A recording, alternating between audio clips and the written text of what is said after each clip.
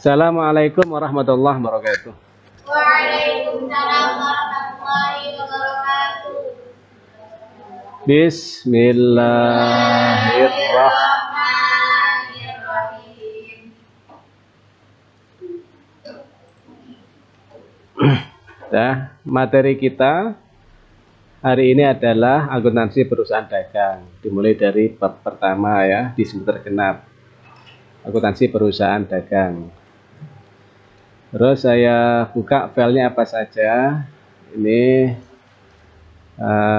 dimulai dari sini.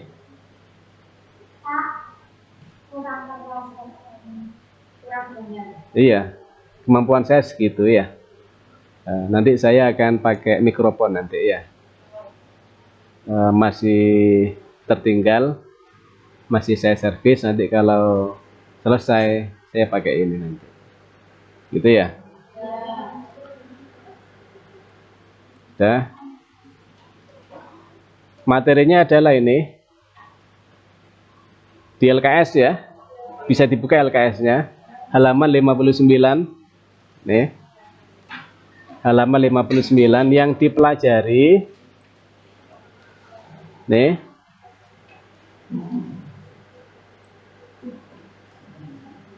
Tentang perusahaan dagang, jurnal khusus dan jurnal umum, buku besar utama dan buku besar pembantu, harga pokok penjualan, neraca saldo, jurnal penyesuaian, kertas kerja, laporan keuangan.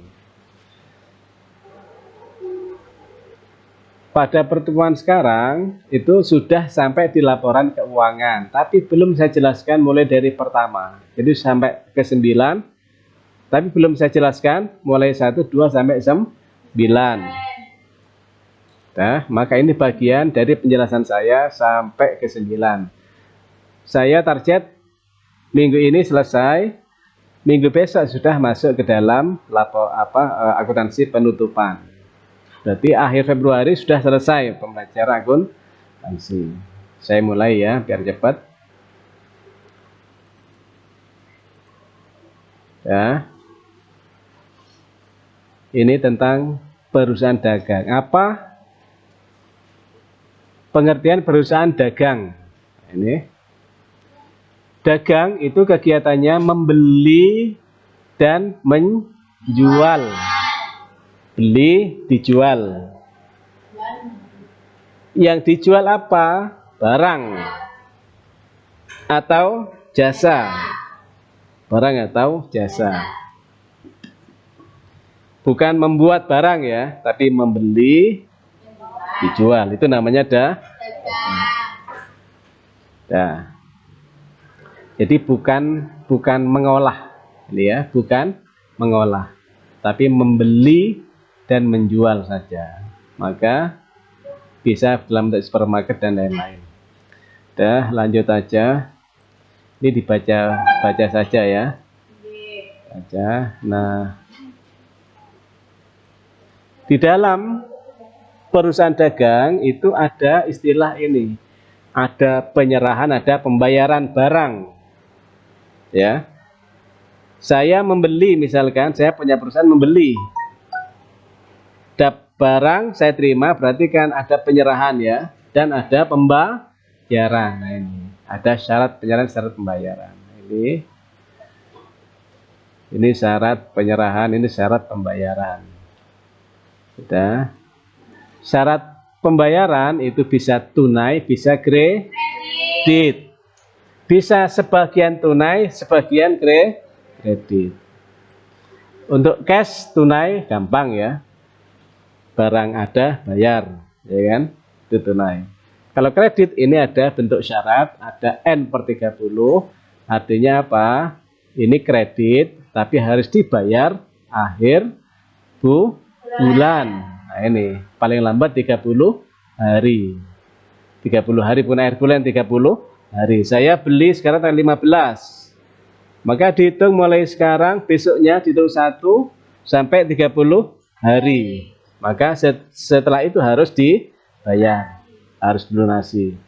Ada yang B2/10, N/30, ini berarti kalau bayarnya itu dalam waktu 30 hari, maka tidak dapat diskon atau potongan harga. Tapi kalau bayarnya sebelum paling lambat 10 hari, maka dapat potongan 2%. Paham ya? Saya ulang, yang ini kalau bayarnya sampai 10 hari paling lambat, maka dapat potongan 2%. Tapi maksimal pembayaran 30 hari. Kalau di atas 10 hari tidak dapat potongan harga. Terus yang ini adalah harga faktor harus dilunasi pelambat pada akhir bulan berjalan. Contoh saya pakai EUM tanggal 15 Februari, maka saya tanggal 28 Februari harus melunasi. Kalau yang ini itu adalah dilunasi pelambat 10 hari setelah akhir bulan tanpa mendapat potongan. Contoh, saya tanggal 15 Februari, maka paling lambat 10 hari dari tanggal 28 Februari, maka tanggal 10 Maret harus dilunasi tanpa potongan. Inilah syarat-syarat daripada kredit. Nah, itu dalam perusahaan dagang. Terus berikutnya. Nah, maka pencatatannya dalam perusahaan dagang itu dimulai dari jurnal. Maka saya tulis di sini, ya di sini, ya maka dimulai dari jurnal.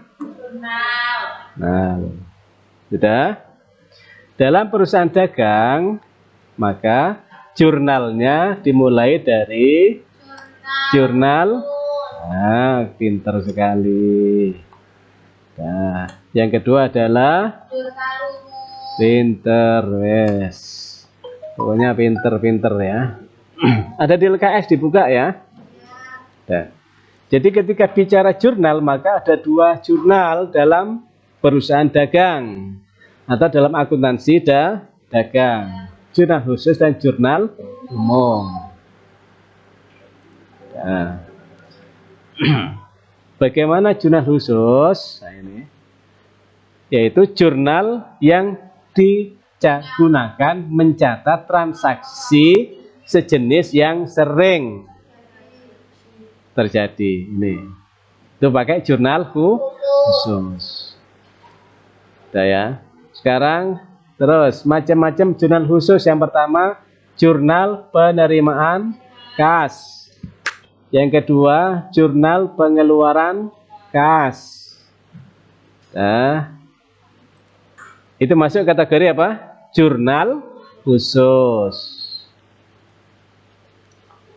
Yang ketiga, jurnal pembelian. Yang keempat, jurnal penjualan. Sudah. Terus baru jurnal umum. Sekarang bagaimana pencatatannya? Ini ya. Di LKS halaman berapa? Halaman 63 dibuka itu. Ini ada neraca saldo dari perusahaan dagang maju untung. Sudah maju untung.